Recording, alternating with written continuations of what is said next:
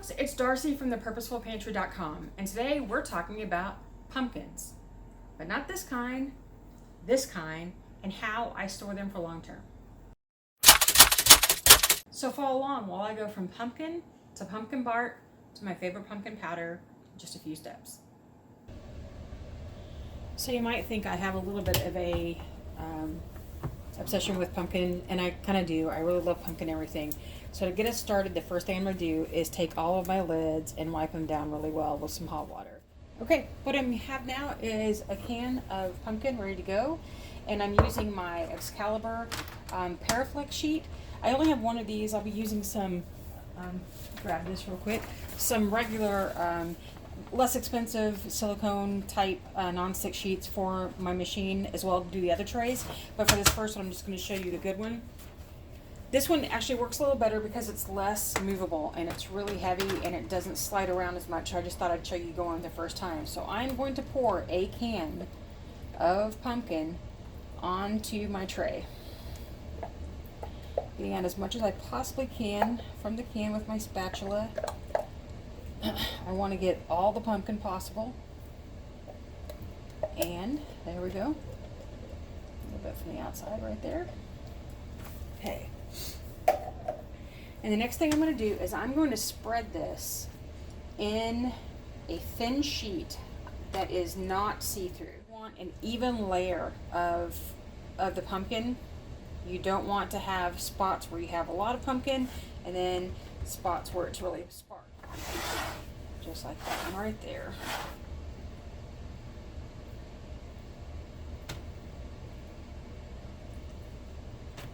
All right, that looks good.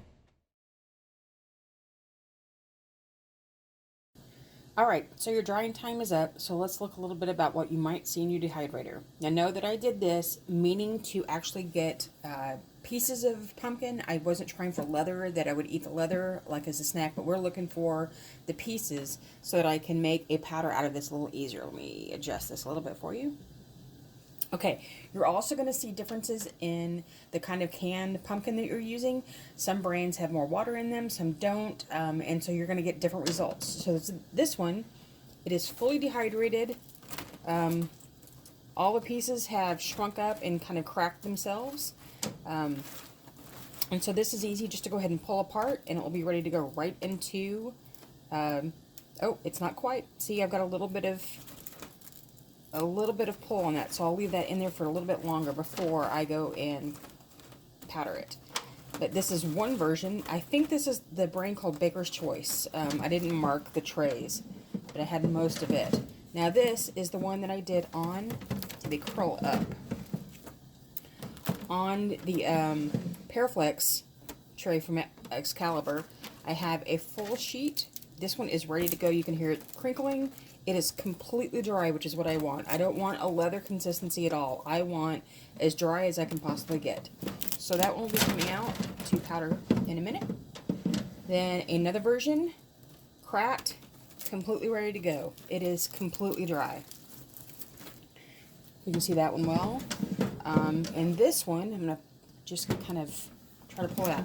This was the organic pumpkin. It is still not quite ready. It's coming up off the tray like a leather, like a really thin leather. You can see how it looks. It's shiny on the back, kind of dull on the front. This one I'm going to flip over. See if I can do this here so that you can see it. And it's a little too high. I'm going to switch trays real quick because this one's coming out anyway. I'm just going to simply take this one and peel it off best I can. Helps if you peel the paper from the leather, not trying to pull the leather up off the paper. I will flip it over and give it a little bit more time. It probably won't need more than about 30 minutes, and it will be finished. I think this would make a cool ASMR, the weird videos on YouTube now. Take a listen.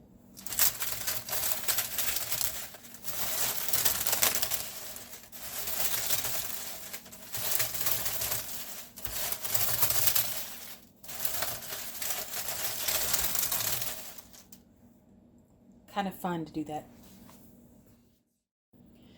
All right, so we have all of our dehydrated, I call them pumpkin pellets. They're actually just little bits of pumpkin here that we've crushed up to store in our jar.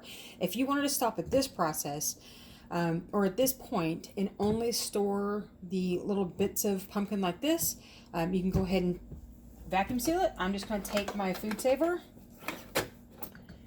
load it up, turn it on. Mine has an accessory button, and it will start.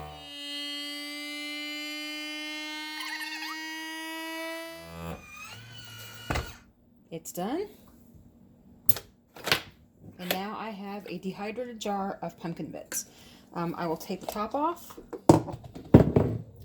I seal it with my ring, and there you go. But if you want to take this one step further to make pumpkin powder, let's start that next. Okay, let's get started powdering, shall we?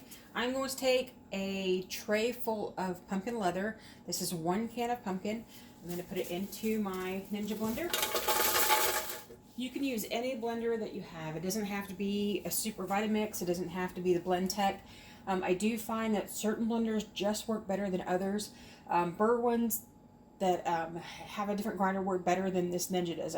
I can say this won't do the job the first time. I'll have to use my coffee grinder to finish it off. What I also have is a mesh strainer that I can strain the powder into and just get the bigger bits that I'll go through and grind one more time. I have a funnel and a jar to keep this in. This is going to be loud, so I will make sure that I edit it down so that you can't hear the huge sound of it, but it does get this back on correctly. It would help. I do that every time. So I want to make sure that that I'll keep the sound down for you, but we're going to grind this to a fine powder the best that we can within the blender.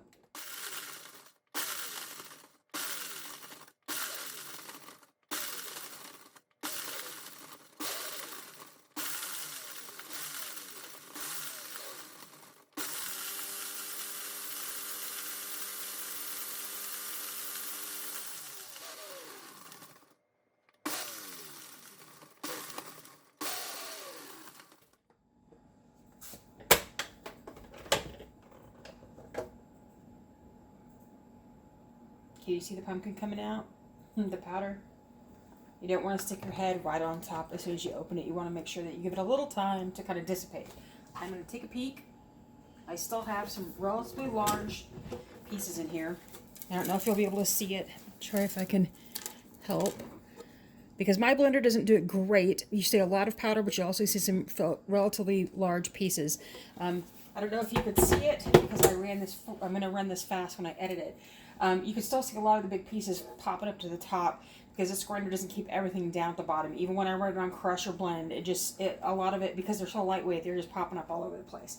Which is why we go ahead and use a coffee grinder to take care of the last bits. So I'm going to use my strainer. Get this out of the way. And pour this into it.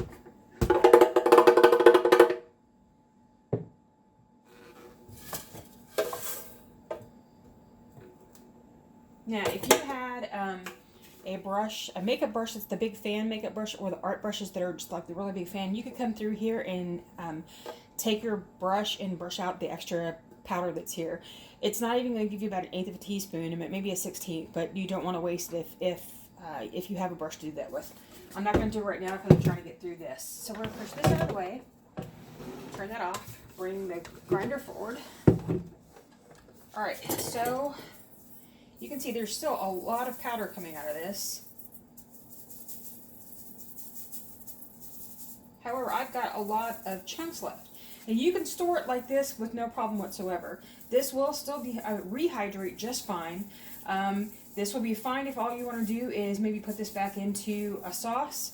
Try that. If you want to rehydrate it back into pumpkin, you don't need to make it any smaller than this because this still stores way better than those larger bark pieces. But I'm going to go ahead and grind it down one more time. Maybe take a couple of times. Because I do want to powder it as much as I can because I like using the powders in to flavor bread, to flavor smoothies, and I don't want to have the big chunks in it. So we'll give it a couple more shots through here. This still will not make a perfect grind, but we'll get as close as we can.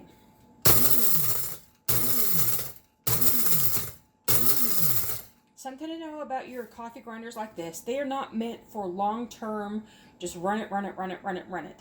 They need to have that break, so you don't want to just push this down and just let it go forever. You actually want to give them a little time to take a rest, run this through a few times, and then give it some time to just settle, because these motors aren't meant for the continual cycle.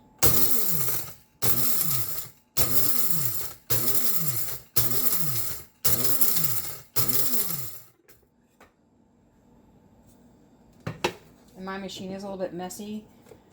Seeing some of the powder on the side over here, which I will take care of right now.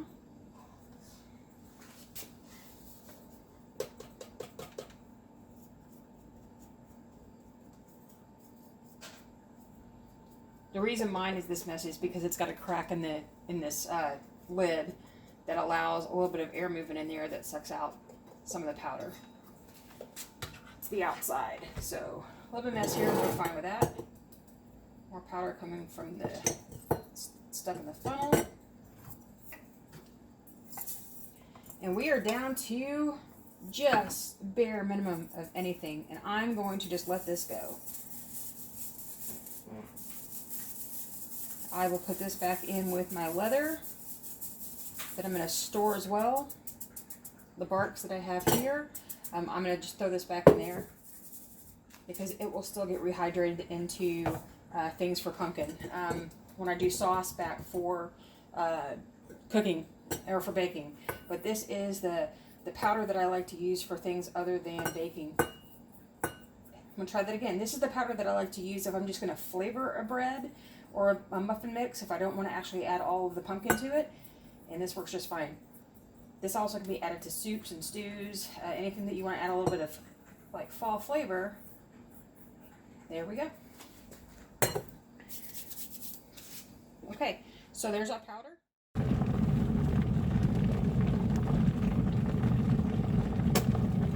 All right, we have just now boiling water. It settled down just a little bit so it's not just burning, bubbling all over the place. We're going to take 4 tablespoons of pumpkin powder, which equals 1/4 cup.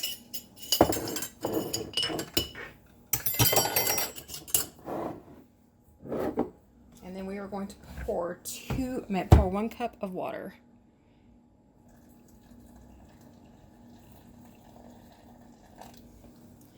Now, if you were doing this for a full pie, you'd want to do double that, or however many pies that you want to do. And you're going to let this sit for about 20 or 30 minutes. And rehydrate.